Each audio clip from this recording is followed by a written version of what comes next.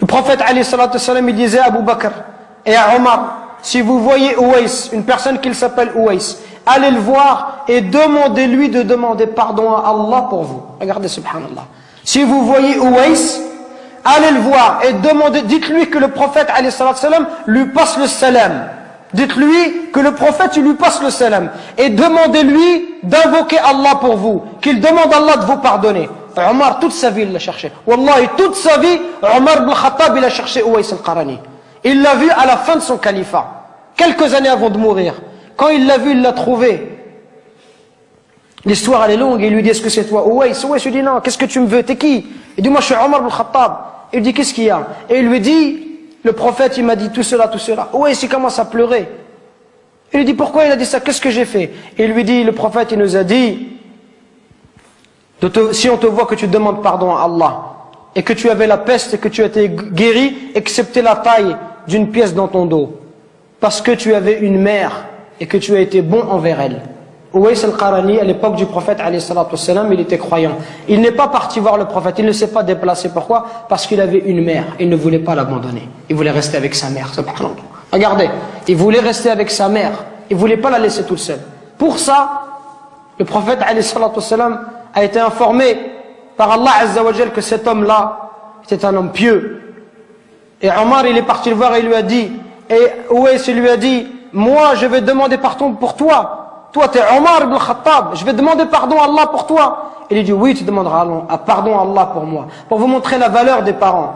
Allah, il nous interdit de faire de dire la moindre phrase. Le moindre mot. Fi, ça n'a aucun sens. Ça n'a pas de sens. Fi, c'est une onomatopée. C'est un son. C'est un mot qui est composé de 2 lettres. C'est le mot le plus petit en arabe. C'est pour vous dire que si tu n'as pas le droit de faire à ton père, celui qui fait des phrases entières et qui lui dit tu m'as jamais rien appris, tu m'as jamais rien donné, et qui se plaint, ça c'est encore pire. Regardez, à travers ce dua, on retrouve la miséricorde. Ceux qui bénéficient, qui doivent bénéficier de notre bon comportement et de notre miséricorde, ce sont nos parents en premier, notre père et notre mère. C'est eux qui doivent profiter en premier. Nous aujourd'hui avec les frères, on est masha'Allah. Un frère te dit viens emmène-moi à Anvers, tout de suite tu l'emmènes à Anvers. Emmène-moi à Bruxelles, tu l'emmènes tout de suite. Par contre ton père te dit viens me rendre un service, tu lui dis j'ai pas le temps, ya abi, demain, après-demain. On n'est pas disponible pour nos parents, subhanallah.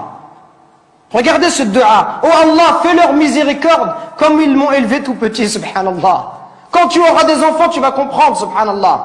Quand ton fils il pleure la nuit, les parents ils dorment pas, peuvent pas dormir, subhanallah. Au moindre bruit de l'enfant, il se réveille. Les parents, ils sont capables de se priver pour donner à leurs enfants. Ton père, combien de nos parents ils se sont levés, subhanallah, à 5 heures du matin, à 4 heures du matin. Ils ont fait même 2 travails, exprès pour pouvoir nous donner ce qu'eux, ils n'ont pas reçu. Exprès pour nous acheter des chaussures Nike ou nous acheter de la marque. Pour nous donner ce qu'eux, ils n'ont pas connu dans leur enfance. Eux qui sont venus à 13 ans ou 14 ans en France. Et nous, subhanallah, on n'est même pas capable de leur rendre tout ça. On doit être miséricordieux avec nos parents. On doit les aimer, leur montrer de l'amour. Quand ils sont vieux, on doit être auprès d'eux, leur accorder du temps. Mais nous, quand on est marié, on préfère notre femme, on préfère nos enfants. Même le pont, certains, si sa femme va se disputer avec ses parents, il va toujours prendre le parti de sa femme, subhanallah. Il va faire des cadeaux à sa femme, mais jamais à sa mère. Il va emmener sa femme, il va jamais emmener sa mère. Pourquoi est-ce qu'on est comme ça? Parce que notre cœur, il est devenu dur. Al-Hassan al-Basri, rahimahullah, le jour où sa mère, elle est décédée, il pleurait. On lui dit, ya Hassan, t'es un imam et tu pleures. Comment est-ce que tu peux pleurer? Il dit, je ne pleure pas parce qu'ils sont décédés, je pleure parce qu'une des portes du paradis s'est fermée.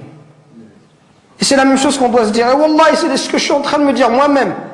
Qu'on parle, conférence après conférence, khutbah après khutbah, et on dit comportez-vous bien, comportez-vous bien. Et wallah, on est insouciant avec nos parents. Jusqu'au jour où nos parents vont mourir, et là on dira subhanallah, j'aurais voulu faire le bien, j'aurais voulu rester auprès d'eux, j'aurais voulu les accompagner, j'aurais voulu les consoler, j'aurais voulu les aider comme ils m'ont aidé, leur donner comme ils m'ont donné, patienter avec eux comme ils ont patienté avec moi. Qu'on se réveille avant qu'il soit trop tard, subhanallah. Qu'on se réveille avant qu'il soit trop tard, avant qu'on ne regrette. Et avant qu'on dise j'aurais aimé faire le bien, j'aurais aimé voyager avec mon père, j'aurais aimé passer du temps avec lui, j'aurais aimé rester juste m'asseoir, boire un verre de thé, parler avec lui, qu'il soit heureux.